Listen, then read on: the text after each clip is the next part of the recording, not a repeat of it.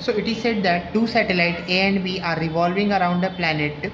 Their period of revolution are 1 hour and 8 hour. Period of revolution का क्या मतलब हुआ? T A and T B है ना, अगर दो सैटेलाइट ए और बी है तो टी ए और टी बी दिया है, टी ए दिया है 1 आवर, टी बी दिया है 8 hour. The radius of orbit of satellite B is 4 into 10⁴, मतलब आर बी दिया है कितना? 4 into 10⁴ kilometre. We have to find R A, है ना. Find radius of orbit of satellite A. R A हमें पता करना है. तो हम क्या करेंगे?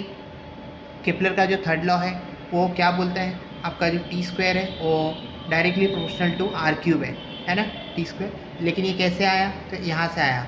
T square is equal to 4 pi square R cube upon G M. Now this is constant. ये क्या है?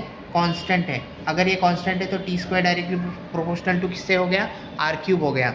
यहाँ पे लिख दिया. इसका मतलब T square equals to R cube. अब टी स्क्वायर, टी क्या है आपका? तो T A upon T B है, टी बी का स्क्वायर इक्वल्स टू आर क्या है? तो R A upon R B है.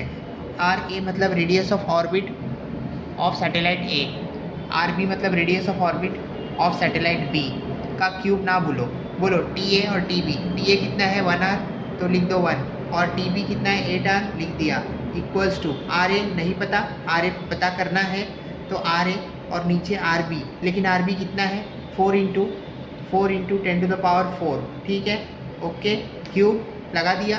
बोलो अब 1 का स्क्वायर क्या होता है? तो 1 का स्क्वायर तो 1 होता है. 8 का स्क्वायर क्या होता है? 64 होता है. आर ए का क्यूब तो वैसे ही लिखेंगे, आर ए का क्यूब. और नीचे 4 का क्यूब, 4 का क्यूब होगा 4 इंटू 4 64.